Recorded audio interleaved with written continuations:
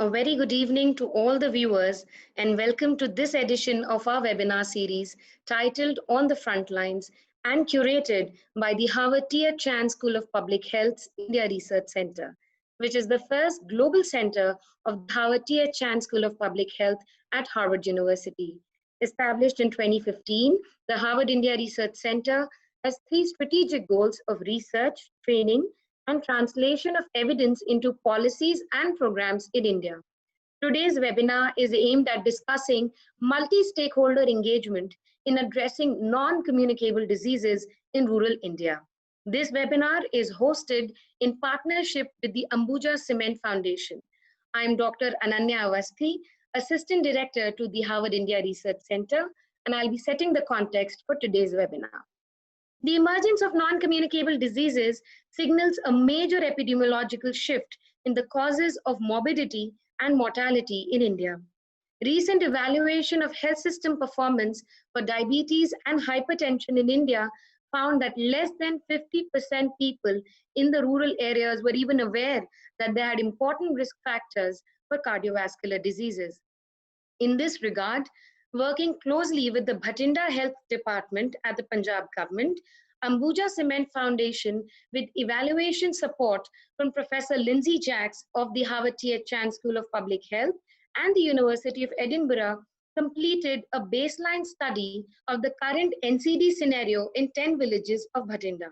And today's webinar will focus on sharing of results from the study with policy implications for Ayushman Bharat.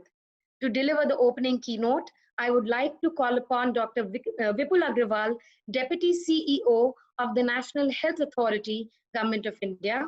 The National Health Authority is responsible for providing overall stewardship for design, rollout, implementation, and management of one of the largest public health insurance schemes in the world, which is Ayushman Bharat.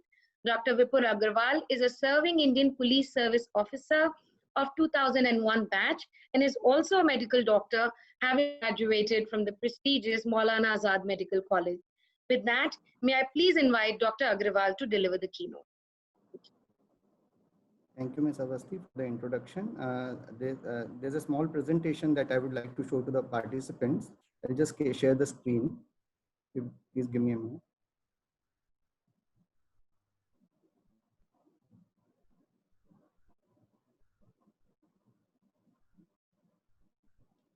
Can you all see the presentation?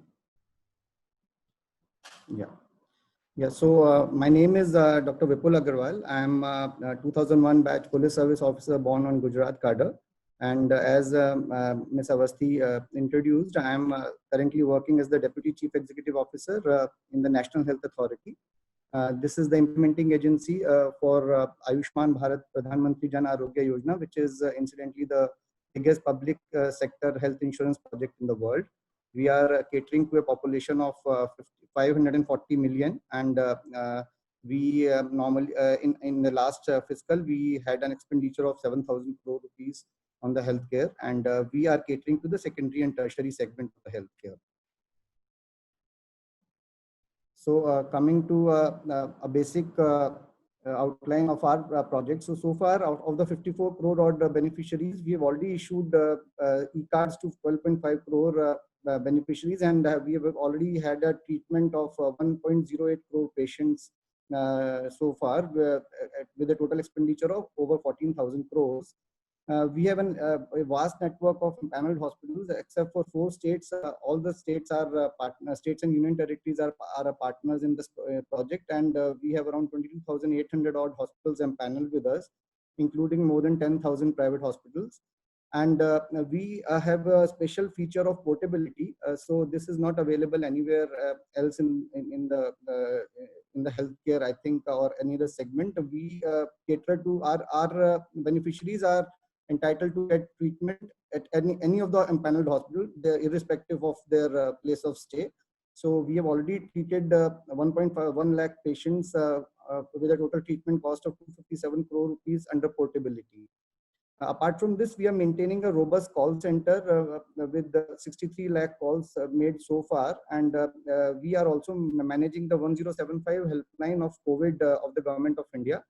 So our call centers are spread over 4 cities, and we have right now more than 1,000 call center operatives, including 300 plus only for COVID helpline. Plus, we are managing a ABPMJ mobile app having more than 18 lakh subscribers. So as we can see in the slide on in the graph on the right side, there has been a steady rise in terms of patient admission in the project, except for a small dip which took place due to COVID. And had this COVID not like we have not had faced this COVID scenario, we would have reached the 1 crore hospitalization in March itself. But we are foreseeing a steady growth, and we are targeting 2 crore hospitalization in the next year. Not able to show this slide. Yeah, so currently, before coming to NCD, I would like to just give a outline on what all we are contemplating, or how the scheme expansion is being outlined. So we are implementing, as I said, our project in 25 states and union territories. We have a robust IT framework. Our IT system is regarded as one of the best in the anywhere in any of the segments in the government. And we are now catering to some convergence projects with the various ministries, and our target is to reach it out to each and every citizen of the country as National Health Policy 27 envisaged. So we want to achieve a universal healthcare by both public and private sector participation. So we are in conversation with various health insurance companies in the private sector also to run insurance pilots, for which an expression of interest has recently been floated. Plus, we are also into continuous learning, and our knowledge, our monitoring and evaluation segment has come out with 15 plus policy papers, which have been of use to Government of India's policy makers also in terms of implementation of various projects. So ABPMJ packages, we have our packages, we have around 872 packages covering more than 1,500 procedures, and we cover 3 days pre-hospitalization to 15 days post-hospitalization, all inclusive. So our packages are inclusive of treatment, procedure, diagnostics, and medicine. So it's an all-inclusive package that we provide to our beneficiaries to the scheme, and we are taking care of almost all the diseases that we can think of, except for 1 or 2, as the magnum of diseases can be seen in the chart. Yeah, so if we see the NCD burden before coming to ABPMJ's, like what all we have done for NCD, if we see that the growth of NCDs, so ischemic heart diseases have increased in the last 1 decade, approximately 50% load of, and it is still amounting to be the first in terms of ranking. And the COPD and stroke, they also have increased by more than 30% in the last 10 years. If you see proportional mortality, the cardiovascular diseases have amounted to more than approximately 27% of the total mortality, and 9% through cancer, and 11% through respiratory diseases. And communicable diseases, maternal, parental, and nutritional conditions have led to 26% of deaths. So as per WHO report in 2015, nearly 6 million people die from non-communicable diseases every year, and 1 in 4 Indians are having a risk of dying through NCDs before they reach age of 70. So that's a significant number. So the policy decisions that we basically are thinking in under ABPMJs, we are in consultation with experts at national level for designing of packages, and this includes in the next slide I'll be presenting the various cells that we are making for individual diseases. The diseases with high prevalence and incidence are being covered in this project, and the approach is that we wish to reduce the premature mortality which come from NCDs. The conventional approach to target NCD has been to promote the preventive measures.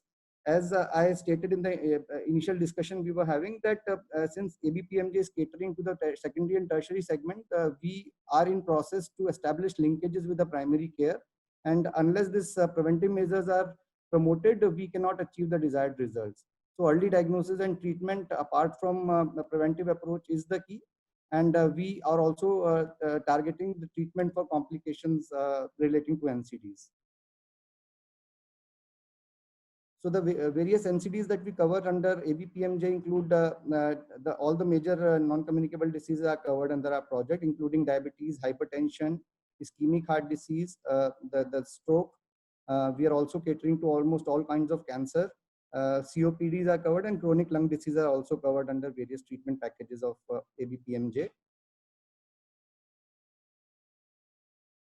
So as I was mentioning, that to cater to the serious and the diseases which are amounting to high for prevalence and mortality, we are in the process of establishing various cells, dedicated units for taking care of the policy decisions for them. We have already established the medical cell. The organ transplant cell is in the process of getting established. It will be live by the end of this month.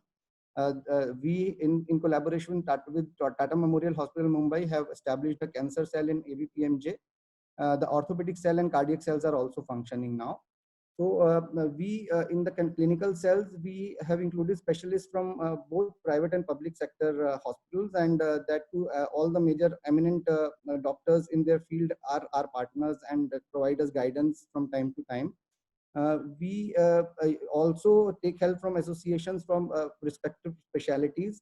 The professional bodies like IMA, FICCI, CIA, etc. are also helping us. Sorry, the slide got shifted.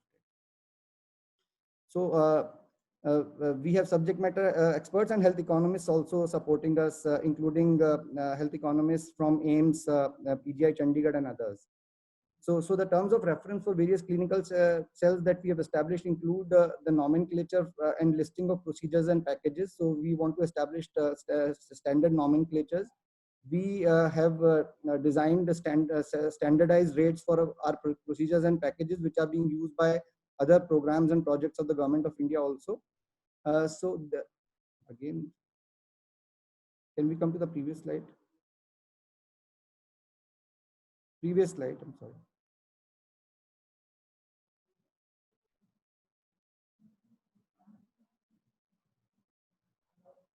Yeah, so the next slide, please. Pavitra, can I have the next slide, please? The next to this.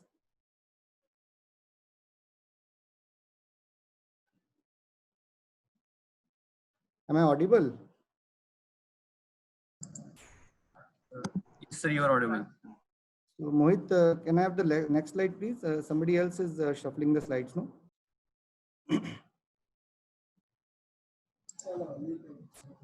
Yeah, Pavitra, can you please share the next screen, please? Next slide.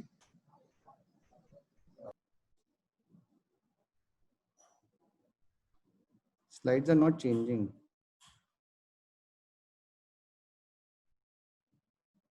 Why don't you go ahead and in terms of just describing, we'll get this. So I'll have to see what all, because those are few stats which I need to check from the slides. Just a minute.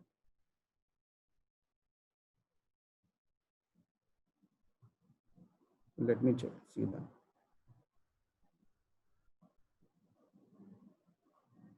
Yeah, so if we check the utilization of packages for diseases related to diabetes and hypertension, we have observed that 61% of the patients who have taken treatment so far are more than 50 years of age.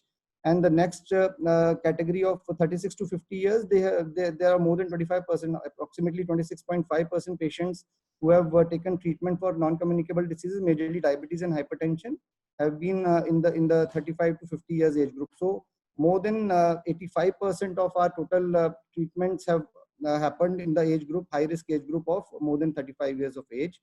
The gender distribution, majorly again 65% of our patients have remained males. So males have shown a predisposition to diabetes and hypertension, and only 35% have been females.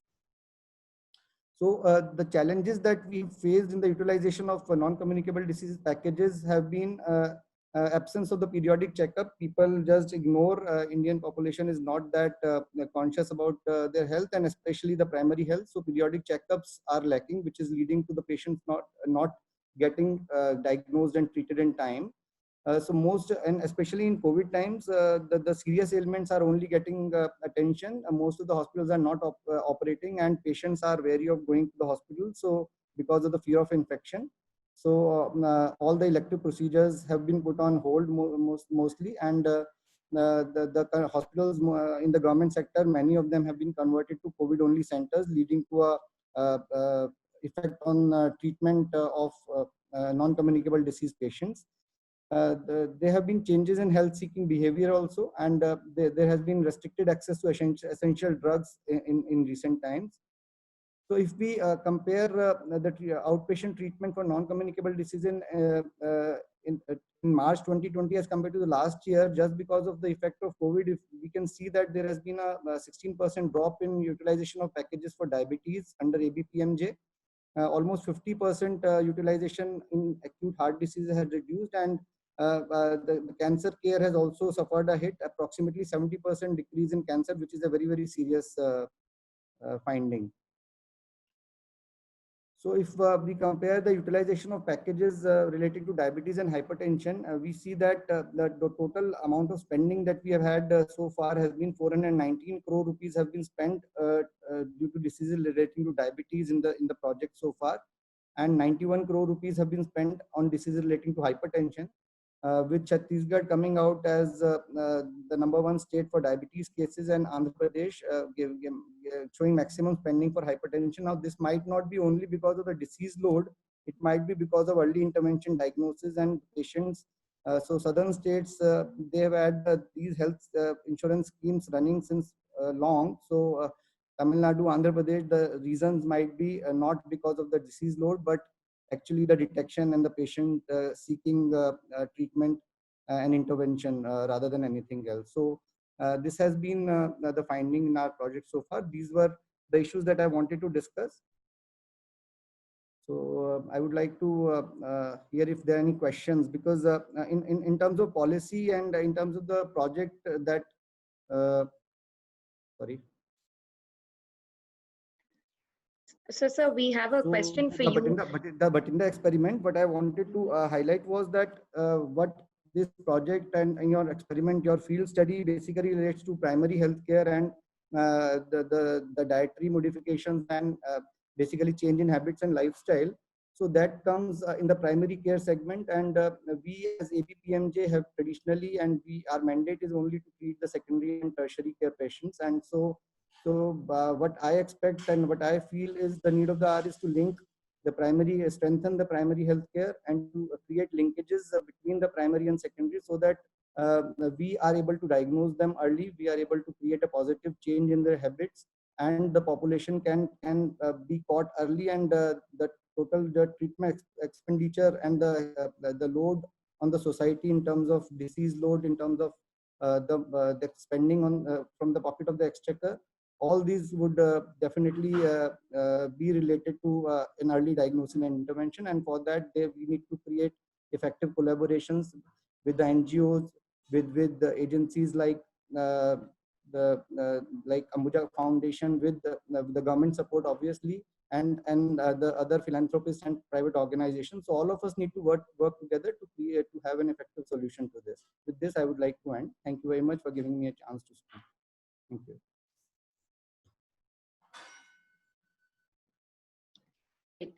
I would like to now invite Professor Lindsay Jacks, who has led the baseline study in Bhatinda. Professor Jacks, over to you for sharing the results.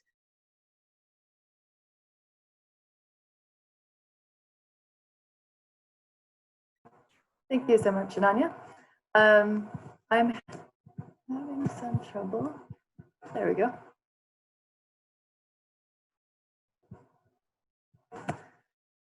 Thank you so much, and thank you to Dr. Agarwal for the amazing presentation just now on NCD, and particularly some of the challenges related to treating NCDs in the time of COVID that we're all in now.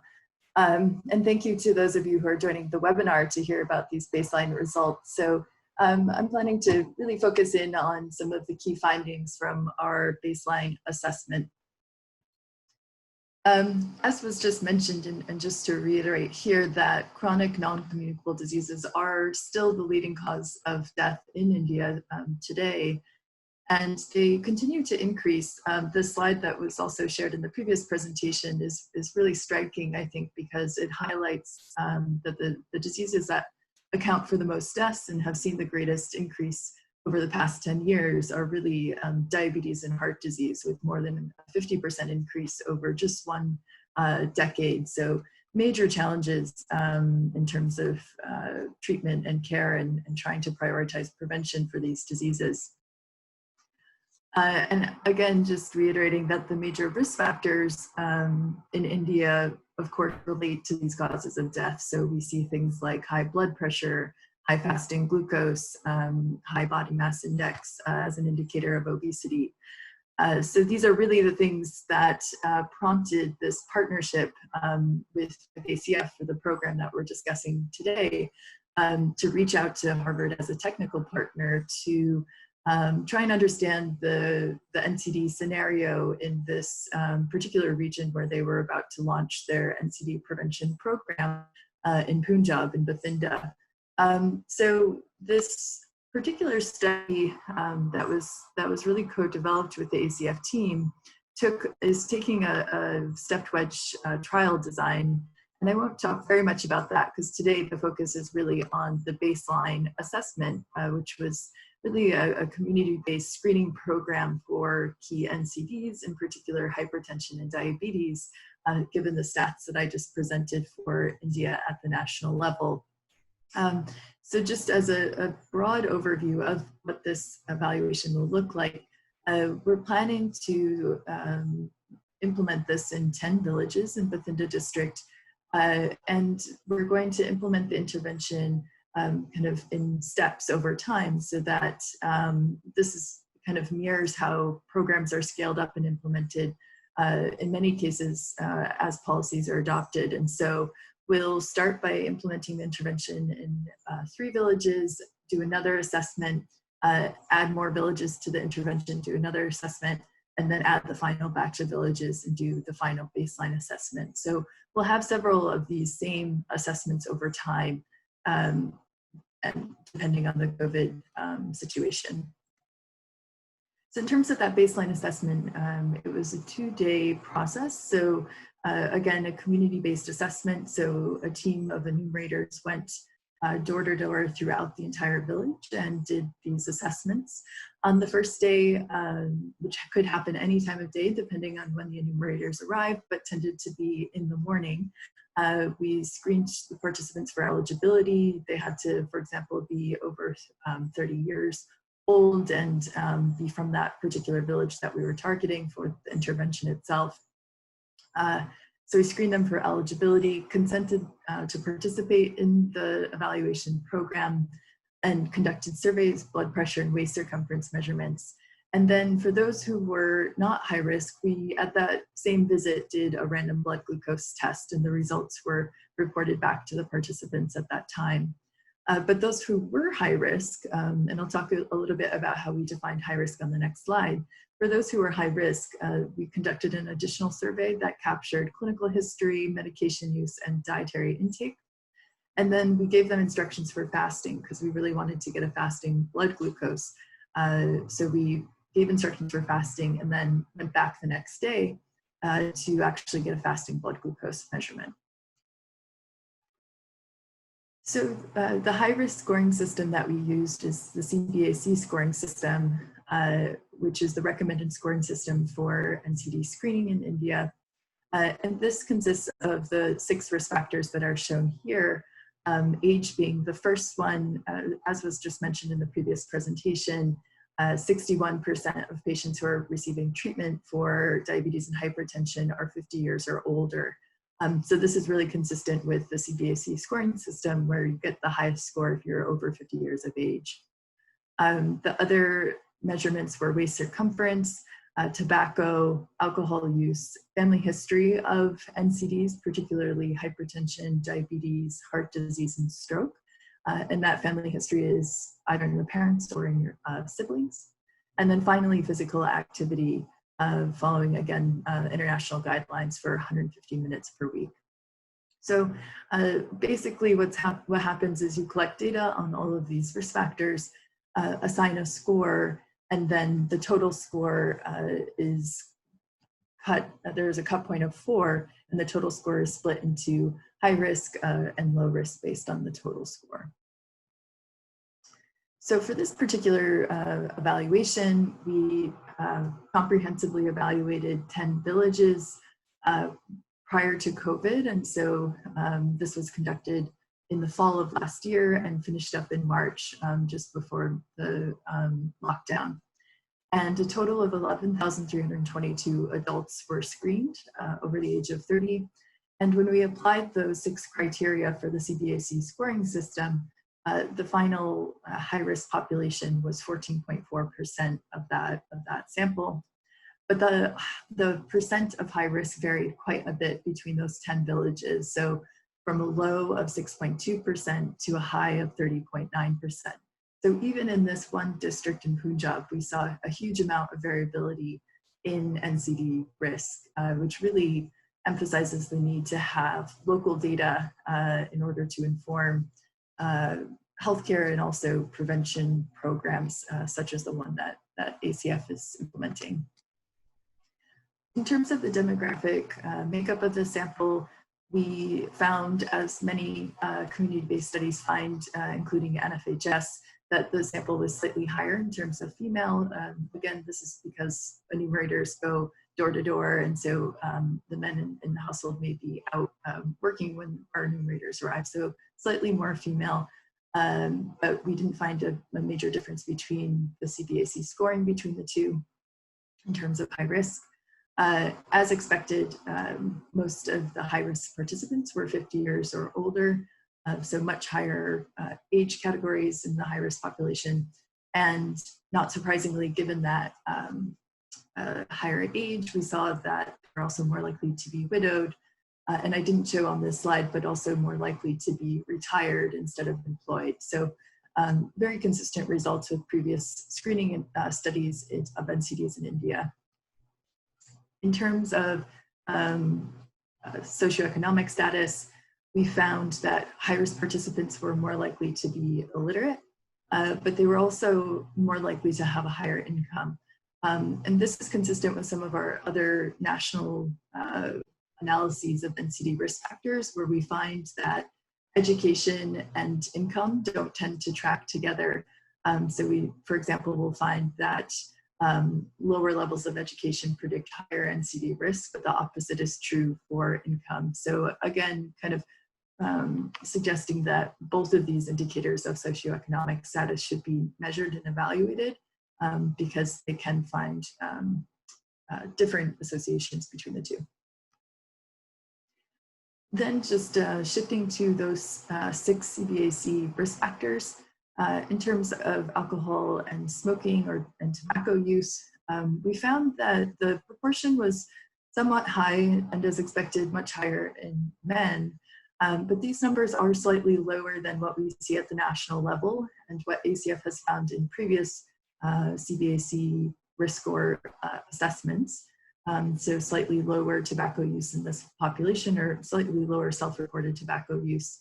And I'll talk a little bit about this at the end of the presentation and what the implications of that might be. In terms of family history, these results are slightly lower than some other studies, but not very much. So 1 in 3 people have a parent or a sibling that has been diagnosed with hypertension or diabetes. And then in terms of physical activity, it was split about half and half in terms of those meeting the 150 minutes per week guideline. So as I mentioned, for individuals who are screened as high risk, we did this additional survey on that first day. And one of the things that we were really interested in was dietary intake, because unhealthy diets are one of the leading risk factors for NCDs in India. And so we were interested to see what the dietary patterns of this population were, so that we could emphasize, preventative measures to improve the dietary intake of this particular population. And so what I'm showing here are the key food groups that we assessed, and just wanted to highlight that. So you can see in the purple bars that this is the proportion who report never or rarely consuming that food group. And then the turquoise or blue is the proportion who's reporting it consumption daily or weekly. And really what we found was that the diets of this particular population were characterized by high intake of refined grains. So this would be things like refined wheat flour used to make rotis or white rice. We found that almost everyone reported consuming sugar and tea every day, and in most cases multiple times per day, on average about 3 times per day. And then we found that potato intake was also quite low, as well as dairy, which we didn't query whether or not it was toned, if it was low fat or full fat, but we suspect that most of it was full fat dairy. So intake of fruits and also intake of nutrient-dense pulses was quite low, and no reported intake of, very little reported intake of nuts and eggs. And promising finding was low intake of fried foods and sweets. And while I don't show it here, the intake of fruit juice and sugary beverages was also very, very low in this particular population. Part of that could relate to age-related differences in dietary patterns. If you look at a national sample of India, it does tend to be younger individuals who have higher intakes of cold drinks and fried foods and sweets. And this population of high-risk individuals tends to be much older, as I mentioned, 50 years or above.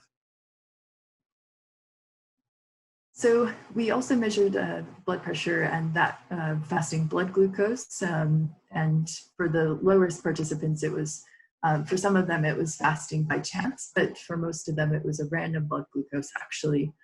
So we used different cut points depending on if it was fasting or a random blood glucose for defining diabetes, and gold standard measurement for hypertension in terms of measuring it after resting, measuring it in a specific seated position, and taking 3 measurements and dropping the first. So really gold standard measurement of hypertension. And so what you can see here is that the CBAC scoring system that defines that high-risk group on the right is really capturing a lot of the cases of hypertension and diabetes. Half of the people who were classified as high risk had hypertension, and 12% had diabetes. But what's interesting is that there is also some proportion of people with hypertension and diabetes in the people who are classified as low risk, according to CBAC, much, much lower percents than those in the high risk. But that does mean that there are some people that if you just rely on the CBAC scoring system, there are some people who have these major risk factors, hypertension and diabetes, that will be missed through this scoring system. But overall, the CBAC scoring does perform very well in terms of capturing the really high risk and high proportion of people with hypertension and diabetes. So the final data point that I wanted to show is what we call a cascades of care. So this is a new kind of approach to assessing health system performance for NCDs that's really, we're kind of adapting from the HIV care world, where they originally developed this cascades of care approach. And based on this approach, the HIV world has set a 90-90-90 target, which some of you in healthcare may be aware of, and actually many countries have almost achieved this 90-90-90 target for HIV care. So we have been kind of discussing in a global health setting whether or not a similar target could be adopted for NCDs like hypertension and diabetes, which I'm showing here. But what you can see is that unfortunately, we're very far off from that target in the NCD world. In this particular population of 10 villages in Bathinda, we found that fewer than a third of participants had been diagnosed. So these are participants who, if you measure their blood pressure, it's above the cut points, but only 1 in 3 or less than 1 in 3 of them have actually been diagnosed with hypertension. And of course, even fewer people have been treated for hypertension. And we saw similar numbers for diabetes, slightly higher for diabetes, which is consistent with what we have seen at a national level. So these numbers are for Bathinda. If you look at our analyses of NFHS data, you can see that the national numbers are slightly higher, but mirror those in Bathinda in terms of having very low rates of diagnosis and treatment, and with diabetes having slightly higher levels of diagnosis and treatment as compared to hypertension. And again, this is very consistent with what we see in other places. We think there could be multiple reasons for this. We think that probably it relates to people perceiving of diabetes as being a much scarier disease as compared to tension, and so they're maybe more likely to seek healthcare for diabetes as compared to hypertension. So overall, in both Bathinda and in the national sample, if you look at rural or even in urban areas, we're very far off from that 90-90-90 target. But with the programs that the government is implementing, I think that, and ACF and others are helping pilot test, I think it's quite possible that you could get up to that 90-90 target and set an example for other countries around the world. So in conclusion, a couple of just brief concluding remarks on our baseline results. Women did tend to have healthier lifestyles than men, though the absolute CVAC risk proportion was not different. Women tended to be healthier, and that of course relates to other findings throughout India that tobacco and alcohol use are much lower in women. And so that finding wasn't very surprising. Hypertension and diabetes were relatively common, but diagnosis and treatment of these was quite low. So this really lend support to the planned intervention and the activities with the Bathinda Health Department, which will be the next speaker will be discussing. And in terms of the behavioral risk factors, those preventative measures that will be emphasized as part of the intervention, the physical inactivity that we saw in half the population is definitely one of them. The unhealthy diets in terms of high sugar, high refined carbohydrates, and then, of course, the relatively high alcohol consumption among men in this particular population are the key risk factors that we'll be focusing on. And just one final remark in terms of implications for CVAC scoring system. We found we were a little bit concerned about that there could have been underreporting, particularly of sensitive things like alcohol and tobacco use in this population. The other thing is with regards to family history, it really depends, understanding whether or not you have family history really depends on your siblings or your parents being diagnosed, and then you knowing that they were diagnosed with one of those diseases. But as you saw in our Cascades of Care analysis, the diagnosis rates are quite low. And so family history is also quite likely underreported simply because of high undiagnosed rates in this particular sample. And then the other comment is that the one of the 6 risk factors that's actually a measurement is waist circumference. And this can be a little bit of an invasive measurement, especially relative to, for example, stepping on a scale and getting someone's weight. Waist circumference is a slightly more invasive procedure to do, especially if you do it using gold standard methods over bare skin. So there could also be some measurement error coming from that. But blood pressure, on the other hand, which we found really was quite high in those with high risk, is a slightly less invasive procedure. It can be done very low cost nowadays, and could be something to consider when thinking about additional objective measurements to add to the CVAC scoring system to make sure that those who are very high risk are not left out. So just a couple of things to think about in terms of NCD screening moving forward. So I think that's it from my end. Just wanted to close by thanking our amazing team of enumerators who really did just such a fantastic job in terms of screening these 10 villages. This is an image from our training that was 1 year ago this month, actually, of a fantastic team who screened the 11,000 participants who were participating in this study. So wanted to conclude by thanking them and the Bathinda Health Department for their huge support in this effort. So thank you so much, and looking forward to the discussion that follows this. Thank you so much, Dr. Jax. This was such a great and deep insight into the baseline results that we have so far. Picking up from there, may I please invite Dr. Anil Goyal, Senior Medical Officer from District Bathinda, to really take us through the implementation aspects of the NCD management, especially in the context of COVID-19. We can see that you're wearing a mask and on the job, so it'll be refreshing to hear from you on the implementation aspect for NCD management in India. Over to you, sir.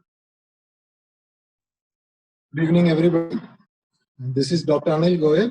I am Senior Medical Officer at CHC Gunyana, which is a health block catering population of about 3 lakh population spread over 66 villages.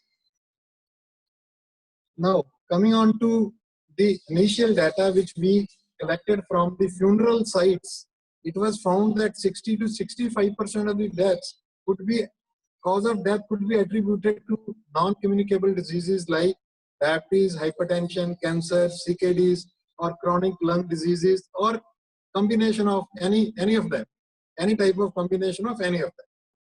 And government has in place one system, that is Health and Wellness Center, where a CHO, that is a community health officer, posted for every 5,000 population, and for every 1,000 population we have a ASHA, and she is our accredited social health activist, who is the link between the public and the government.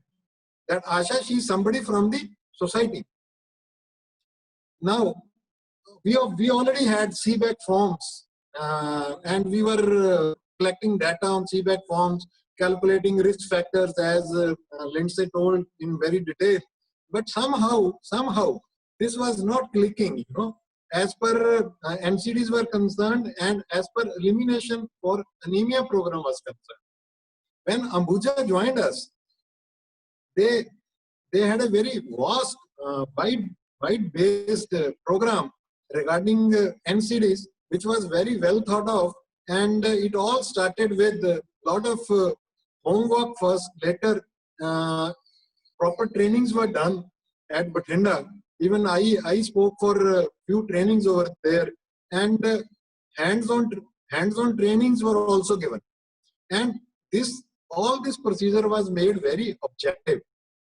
All data was collected. That data was shared on almost weekly basis with me by Ambuja Foundation people, especially Mr. Sanjay Kumar Manavji. That data was being shared. And in field, when teams from the Ambuja Foundation, they were working in those 10 to 12 villages, they were having good support from our field staff, which were helping them in getting those patients for timely referrals to the specialists. So this all was happening. Now, as per this scenario, Punjab being an agrarian state, and people, they have different taste for food, which contains a lot of fats. And now Punjab, even being the agrarian state, they have more of a sedentary lifestyle in Punjab. Most of the people are not working. The people who are working in fields are usually from outsiders, like from Uttar Pradesh, from MP, or from Bihar. And these people are only supervising. That is also one major factor why we are facing more of NCD problems in states like Punjab also. Number two, smoking, which other factor. Although Lindsay in her study has said that this is more than 10.4%, I was a little surprised because smoking in Punjab is very low, because going by the religious sentiment in Punjab, smoking is considered to be a very bad thing in Punjab. But still, as it has come out in data, I need to look at this also, that maybe this is something very new for us. I will look into it. Okay, now coming on to what we did in Punjab was, all those patients who were found to be having risk factor more than 4, they were referred to our CHOs, our primary health centers, where our doctors, experts examined them, and they were sent for lipid examination, for specialist services. They underwent, few of them underwent X-rays, few of them underwent ECGs, and so on, and so on. So now, going by the compliance, the important part which Ambuja played, it was for the very first time that people understood the importance of NCDs. Before that, everybody thought that people are just coming for BP estimation, they are coming for just sugar estimation. They never understood the value of getting them examined. It was only after these people went to door, they started realizing that this is something very important. They need to control their diabetes, they need to control their blood pressure. And government also made sure that they had enough supplies of medicines for these people. And even during COVID part, it was made sure all these drugs reach these persons at home through our ASHAs. Home delivery was done. And it was also made sure that the number of visits of our ASHA and the patient, two-way, to the hospital or to the residence of the patient, should be reduced by giving medicines for, in 1 year, maybe more than 15 to 21 days we are giving in one go for those patients. And Punjab can afford glucometers at home. Punjab can afford blood pressure estimation apparatus at home, and people have been calculating all those things and informing our staff in time. So that part also we have seen. And another thing is, I'll just add here that okay. So what did we? Okay, Punjab government has another one thing, that if somebody suffers stroke, his ambulance services are free. His CT MRI, that is also free in the first 24 hours. And all our emergency medical officers, they are instructed to make good use of first 24 hours. Or maybe I would say first 4 hours. They are very important in stroke. If you get MRI done, patient is referred to a neurophysician in time, you can save a very important life. So that is also very important. And all the staff in field. Another thing which I'll add is, Ambuja Foundation also did a very wonderful thing. They provided the basic logistics like glucometers, sphygmomanometers, weighing machines, and all that IEC material for the public and to even my staff. So I am so grateful to them. So what all this did to our program, NCD program, was that they made a very strong bonding between the public and the public hospital. And the results were wonderful. So what are the results? I'll just share with you. So what results we got? Number one, by bringing objectivity into the anemia elimination program, all school kids from all 12 villages underwent hemoglobin estimation. And it was found that 80% of them were anemic. By giving, even though we were giving weekly iron folic acid supplementation, although we were giving albendazole every 6 months, although we were providing supplements in Anganwadis, although we were giving 360 tablets of iron and folic acid to the pregnant women, in spite of all this, when we did hemoglobin estimation with the help of Ambuja Foundation, the parents became aware that their kids are seriously anemic and they need to look at in a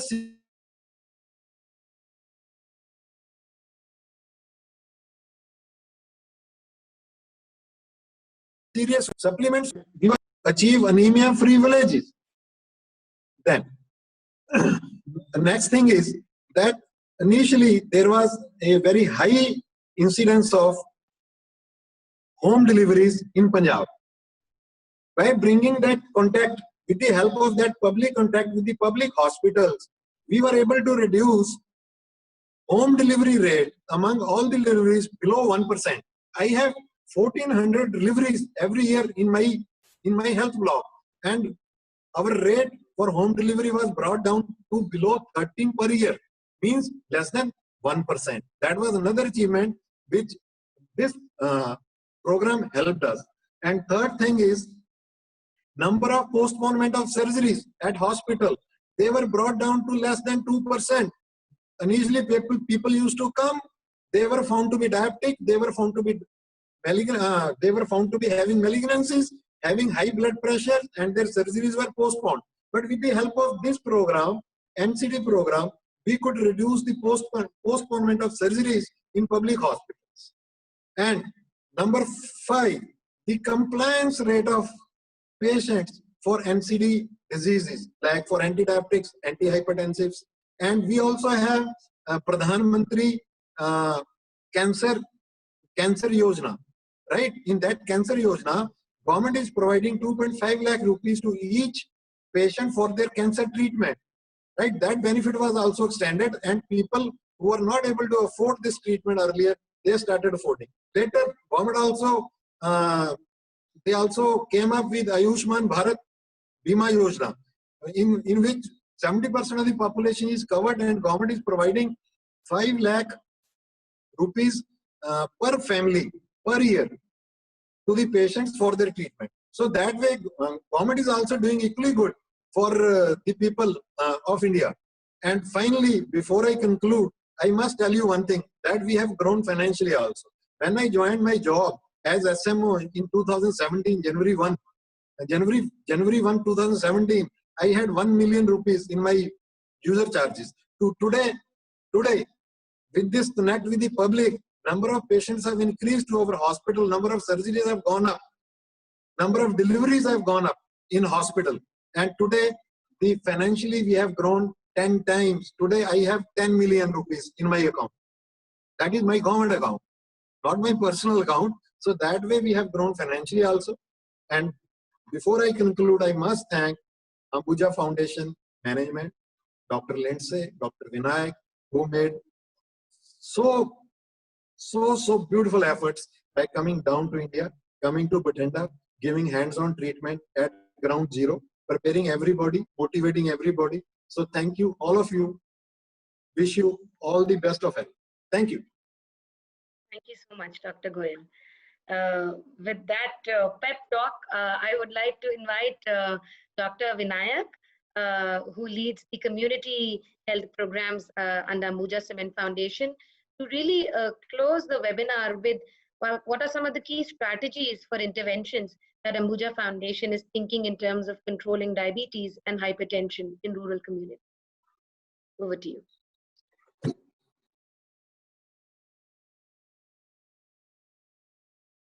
You're on mute, Vinayak.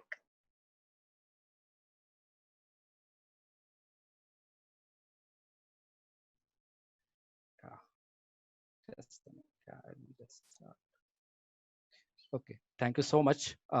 And thank you, Dr. Anil Goyal, speaking so high about Ambuja Cement Foundation and the efforts team also is taking into the field with your support is really commendable. Thank you so much for this. Talking about Ambuja Cement Foundation and the strategy on NCD or non-communicable diseases. So I must say we are in a field for last 3 decades, almost 3 decades now, and we are having health programs in 15 locations across all India. But this is possible only because we have a team of experienced health professionals. We have a last mile reach to a rural population where mostly the health service is not really reaching out to. And we definitely have a model where we have a SAKIs, which called as a village health functionaries. These are skilled one from the local communities. Talking about health programs which are aligned with the sustainable development goals, and specifically for NCDs, we can say our objective is to reduce a 1/3 premature mortality for NCDs. Of course, tobacco control program is another component which is the single largest attribute to the non-communicable diseases. This is about health interventions which have in under umbrella of Ambuja Cement Foundation. Our focus is on preventive, promotive, and curative healthcare services, and also the building community level institutions towards a more sustainable approach. We have this home-based newborn care model which has extended to 1,000 days, focusing on maternal and child health. Non-communicable disease, of course, is a very flagship project for us, and we are focusing on WASH program. So the drive is into 227 villages where we are actually working for open defecation-free villages, and all these services are backed up with the community healthcare services with mobile medical van and the community health clinics, which is a community's initiative into the field. Specifically talking about a non-communicable disease, I must say this is a flagship project for us. I remember the time when we started 3 years back. It was a real challenge for us to, and we're trying to identify what is the model, which is available into the in the NCD domain and which can adopt and start with. But definitely that was something which was very challenging. And we got this CBSE assessment tool, which the government has actually come out as a guideline. And we started working on that in 2017-18. And this slide is very critical to understand and help us to understand what is the how this 30 to 70 years of age group of population falls into NCD or pre-NCD conditions. You can see 26% of probability of death happens from NCD, and that is for 30 to 70 years of age. If you have to reduce this, I think then the CBSE plays a very important role in addressing the high risk population, which very much early at at early stage. And if you work on lifestyle modification and behavior change, I think this 26% of probability population can be, helped with, and we can halt the prevalence of NCD. We can see obesity, post age standard prevalence of obesity has increased. Physical inactivity is really high. And whereas alcohol consumption is concerned, 5.2 liters per year consumption is, is increased to from normal of 3 liters. And chewing tobacco is again a leading preventable risk factor across India. This is actually a baseline study which ACF has carried out before starting this NCD program. And then we realized a very critical findings. So ACF realized that 90% of people who are not really aware with the risk factors. People know about diabetes and hypertension, but what exactly causes diabetes and hypertension, not really aware with. So that basically chooses to a poor lifestyle, and then high prevalence is been observed in diabetes and hypertension. Of course, those who are really aware that they have diabetes or hypertension, but they try and avoid going to the public health system or doctors to get the treatment, having a fear in mind that they will have to continue the lifelong medications. And that something is really challenging. And these two are very important factors we thought we have to keep in mind when we design our NCD strategy. And that is the way we have developed our focus on BCC component in our NCD domain. This is the progress for Ambuja Soin Foundation for last 3 years. We have started with 4 locations. Now we have increased to 7 locations in 143 villages, and more than population is more than 2 lakhs we are reaching out. But definitely when we speak about a CBSE and the adult population, which is 30 years and above, which contributes to 37% of total population. So we're directly reaching out to 80,000 population with CBSE screening and creating awareness. For last years, we can see a prevalence of diabetes and hypertension, and that shows a very good prevalence, which is matching to a national prevalence. We cannot say good prevalence, but it's a matching to a national prevalence. Strange thing is diabetes prevalence is really 8%, type 2 diabetes, but pre-diabetic population is really high. So that's a 10%. And I think that also highlights the need to work on a lifestyle modification and behavior of people on NCD. Especially talking about interventions which we have carried out across all these 7 locations. And I think that's a learning for us, which we are going to implement in Bhatinda to implement this as action research project, as a part of action research project. Well, our approach is basically to strengthen the cadre of community health workers and also to build the village level institution. So I think for ACF, it has really worked over the period of time. We always work on with the community participation and the institution, building the institutions. And I think that has really helped us to see the change which we can make in the COVID time when we are not really into the ground, but this institution has really helped working on this crisis situation. So our focus is on capacity building. In Bhatinda, we work with ASHA workers. Most of the locations where we work with our frontline workers called as Sakis, and we work very extensively with developing a village level health plan where Sakis play a very important role. Of course, at community level intervention, we can see a NCD flow where we go every household, identify all this 30 plus population, then do a CBSE risk assessment for everyone. And those who went into a CBSE high risk, when try and see all this being cater with the health promotion efforts. CBSE tool itself is a design to create a health awareness, and that is something it talks about which are the risk factors people should be knowing and can be prevented going forward. So all this population then mobilized for a timely diagnosis. So the specialty screening camps are being carried out at every village level. And as I said, we are present in mostly a rural population. So that makes challenges into the availing the specialized services. So our ACF team, every location works hard, get the specialist doctors coming into the villages, and then special camps being carried out. Also at government level, most of the time population-based screenings are also being carried out, and then all this population being sent to a public health system where the confirmation of diagnosis is being done and the medical treatment is being provided. So like Dr. Goyal has rightly mentioned, so this is how it really worked for us as working for NCD in Bathinda and other locations as well. And as I said, the ASHAs or Sakis then keep a follow-up and monitoring, and then ensuring that the continuum of care is being maintained and the follow-up is being kept with the support groups in place with the CBOs form. This is a mapping strategy which we have adopted. This is basically a map created for every village, and every household is mapped into this map. We're trying to see what is the prevalence for diabetes, hypertension in the high-risk population. So color code system is being used, and we highlight which household having the diabetes and the hypertension patient. So that helps to understand what is the prevalence for village level. Also, that helps to do a concrete BCC plan into the community. And this is another strategy which we have adopted, and there's going to be a part of in Bathinda as well. We'll speaking about health awareness and BCC approach. So that goes on two levels. One is at individual level, where we have very focused interventions, and second is about mass awareness or community level of intervention. When we actually trying to work on individual level focus interventions, I think the WHO had decided 9 targets to achieve and work. I think if we work on that, I think that will be a very important key to address the premature mortality of NCD. So that way we can say for individual level, we have developed a BCC health card, that is a self-reporting health card. So every high-risk individual at every household will be provided with this health card. So he'll monitor his key modifiable indicators with his behavior and on weekly basis, and our health team and frontline workers will keep a follow-up on monthly basis, and definitely they will do awareness into the going at household level. We also have created a WhatsApp groups for all this population where we're pushing our weekly messages to all the communities. So that brings a lot of awareness. I think COVID has really made us all to use the technology very wisely now. We also have partnered with other organizations, and we have developed 60 pre-recorded voice calls on NCD, and that goes over a period of 6 months time. So all these registered beneficiaries gets a voice call information on diabetes and physical activity and lifestyle modification. Apart from that, what we thought very important, that every high risk is being monitored on a monthly basis going to every household. Let's have a concrete information on each component, which is a modifiable, definitely a physical activity, then salt reduction, a sugar certain behavior.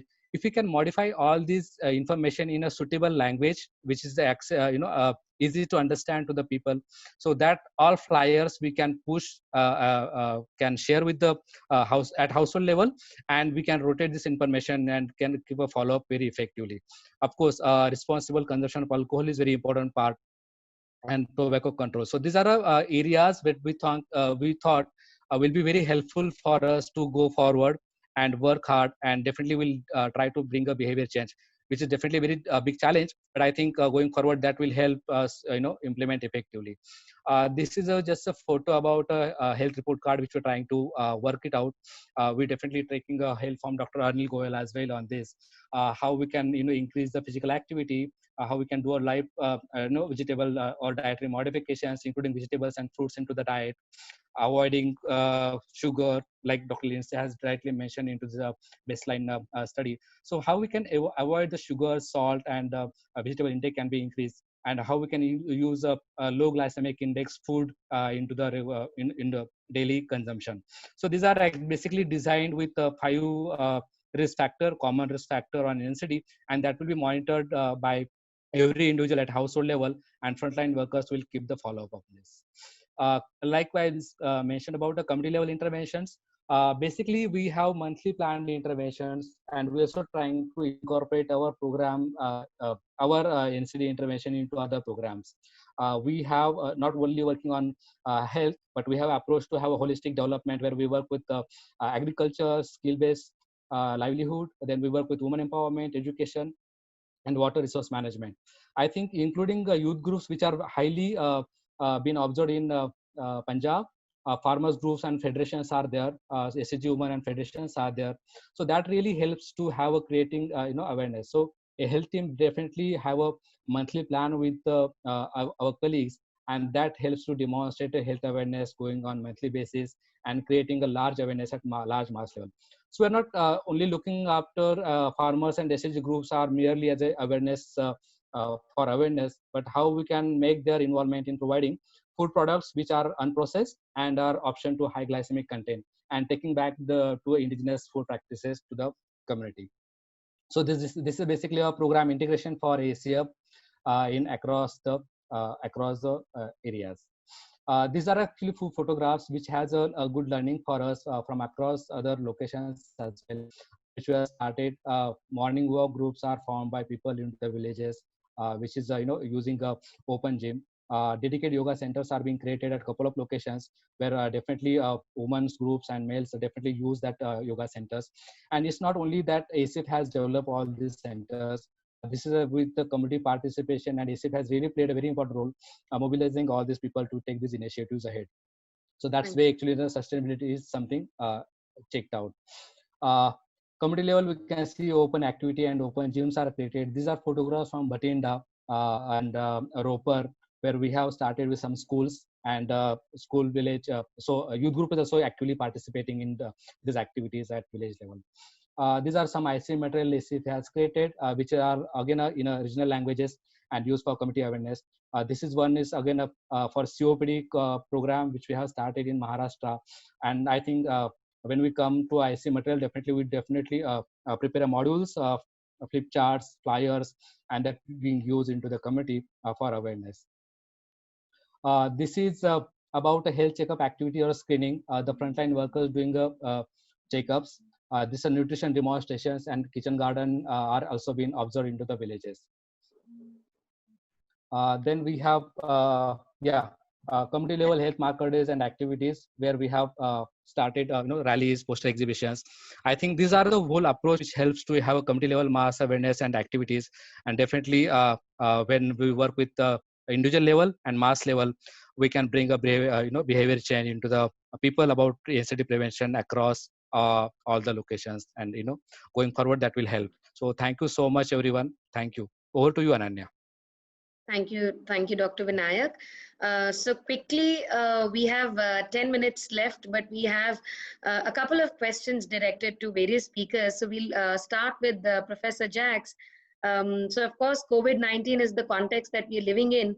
And there are several questions on when people are asking us that based on the study, if behavioral risk factors are so important, given the increase, with the lockdowns imposed in India and the low mobility of people out of their residence, do you think that NCD burden across the world during the COVID times is going to increase?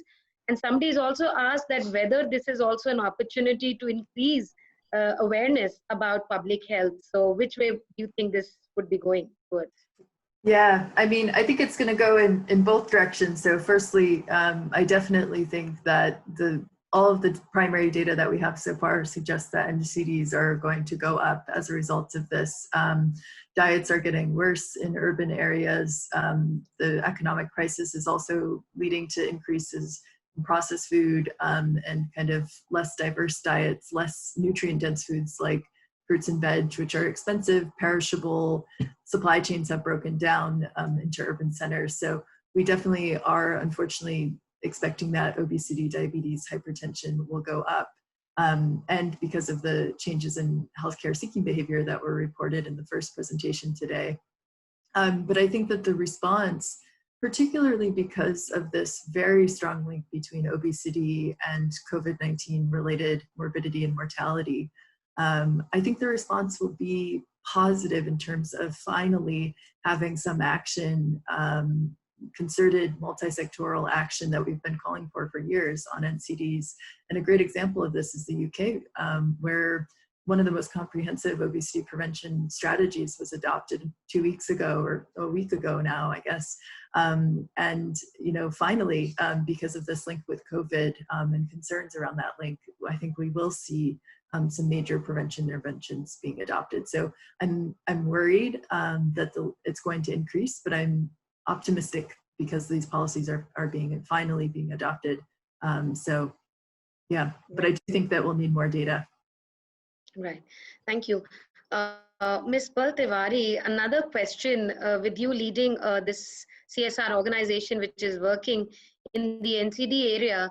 As you know that the spread of COVID-19 infection and the health system response that all the public health systems have been geared up towards, do you think there has been disruption in routine healthcare access and service delivery, and would that be impacting the access that people have to NCD care? And what are your suggestions on areas wherein government and CSR organizations can really collaborate for NCD management within the context of COVID-19?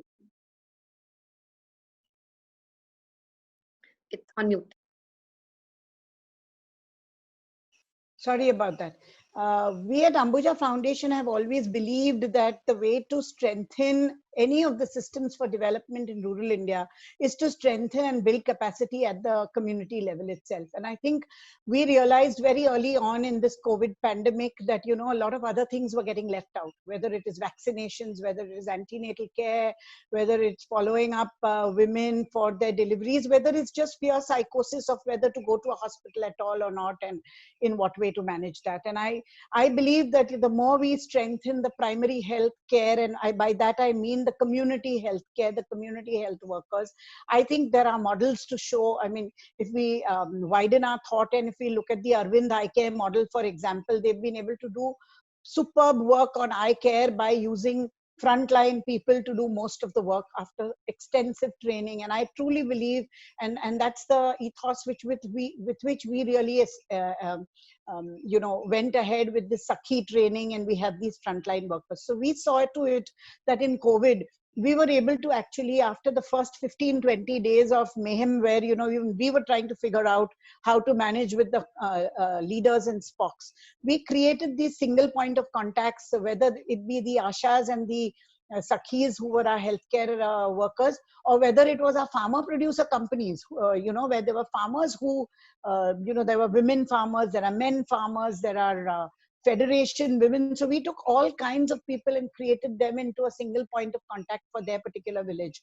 And through them, we were able to push out a lot of information, pass on a lot of this you know, need for them to continue with what needs to be done. And we were very quickly able to bring back on track you know, everything that needed to be done in the villages, the 2,000 villages that we have a presence in. So I really believe very firmly that if we want to develop anything in India, we need to focus much more on that front line. We're never going to be able to get that many doctors in place. I mean, it's very rare to find doctors like Dr. Goel, who so passionately, you know, work at the CHC level. There are many, but it's still few and far between. And we definitely need them to be supported by a whole team of other people who on the front can work. And really, I think for us, that's what has worked in all the verticals we work in health for sure. And so we've been able to bring down infant mortality, anemia control, and a whole lot of that by working closely with the government on one hand, but with these frontline people on the other. So really, it's the capacity there that needs to be built, I think. Thank you. Thank you. Dr. Jack, there are a couple of, I can see, public health professionals who have posed some questions regarding the CBSE scoring that is in place. A couple of questions. The first one being, why is it that populations below 30 years of age are excluded? Are we excluding, say, young populations who have type 1 diabetes? Another question, whether in the study you use blood pressure measurement and BMI as two non-invasive measurements, which could be used to predict CVDs, but currently they do not find place in CBSE. Yeah, two great questions. So with respect to the age cut point, of course, this will definitely exclude individuals with type 1, well, individuals at early stages of type 1. But because something like that is so rare, you know, still 5 to 10% of diabetes cases, probably closer to 5% in India, are type 1, with the other vast majority, 90% plus, being type 2. I think we're still, you know, going to capture most of the diabetes cases in India. Even most of the insulin-dependent diabetes in India is actually type 2, not type 1 autoimmune diabetes. So I definitely think that we need to address other NCDs like type 1 diabetes, but I think that there are other approaches to that rather than kind of the door-to-door population-based screening that we do for something that's a bit more common like type 2 diabetes. I know, for example, that AIMS and Madras Diabetes Research Foundation in Chennai are working on population-based registries for type 1 diabetes. So I do think that there are approaches for that, but they're kind of a different approach than the kind of thing that we're doing for the